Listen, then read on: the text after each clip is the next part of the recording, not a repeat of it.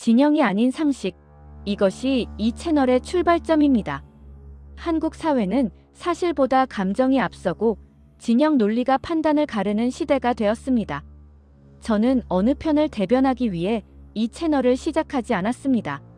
무엇이 옳은가, 무엇이 상식인가를 함께 묻기 위해 시작했습니다.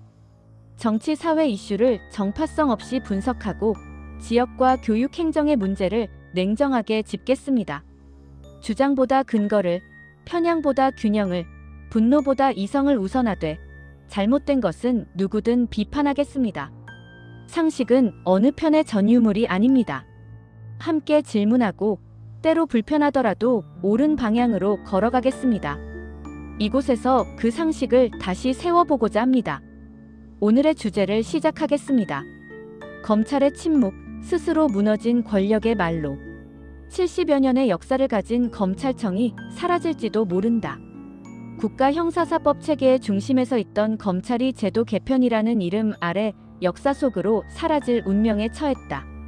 그런데 정작 이 거대한 변화 앞에서 누구 하나 용기 있게 나서 이건 잘못됐다라고 외치는 검사가 없다. 자기 조직이 사라지는데 그들은 너무도 조용하다. 검찰은 한때 법과 정의의 수호자로 불렸다. 부패한 권력에 맞서 싸우고 불의에 단호하게 칼을 들이대는 존재였다. 그러나 지금 그 칼은 무뎌졌고 그들의 목소리는 사라졌다. 정치권력의 눈치를 보며 길들여진 결과다. 정치적 이해에 따라 움직이고 사건을 선택적으로 수사하며 국민보다 정권의 표정을 먼저 살피던 그들의 오랜 행태가 결국 자신들의 무덤을 판 셈이다. 검찰의 침묵은 단순한 직장 보전의 문제가 아니다. 법치의 근간이 무너지는 일이다. 삼권 분립 체계에서 수사권은 국민의 권리 보호를 위한 최후의 장치였다. 권력의 부패와 불법을 견제하는 기능이 사라진다면 그 공백은 누가 채울 것인가? 검찰이 정치권력에 굴복하더니 이제는 스스로 존재 이유마저 포기하고 있는 것이다.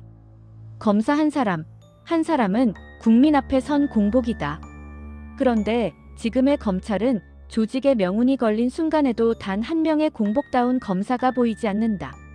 그들은 비겁하게도 침묵을 택했다. 조직이 해체되는 현실 앞에서조차 권력의 눈치를 보고 다음 자리를 계산하고 책임을 회피하고 있다. 이 얼마나 초라한가.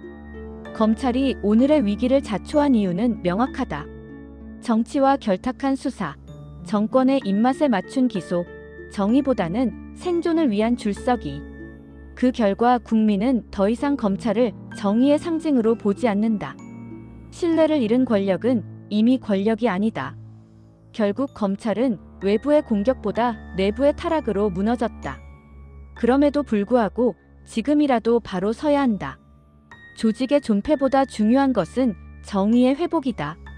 검찰이 정치의 도구가 아니라 국민의 검찰로 돌아가겠다는 최소한의 의지라도 보여야 한다. 역사를 돌아보면 위기의 순간마다 정의를 외친 소수의 목소리가 변화를 이끌었다. 그러나 지금의 검찰엔 그 한 사람조차 보이지 않는다. 게다가 대장동 사건 항소 포기는 검찰 역사에 남을 전례 없는 일이다. 국민의 법 감정과 상식은 물론 법리적으로도 납득하기 어려운 결정이었다. 노만석의 법리 검토 결과 항소하지 않기로 했다는 발언은 책임 회피에 불과하다. 검찰은 헌법상 독립기관으로 공판검사나 수사검사도 충분히 항소를 제기할 권한이 있다.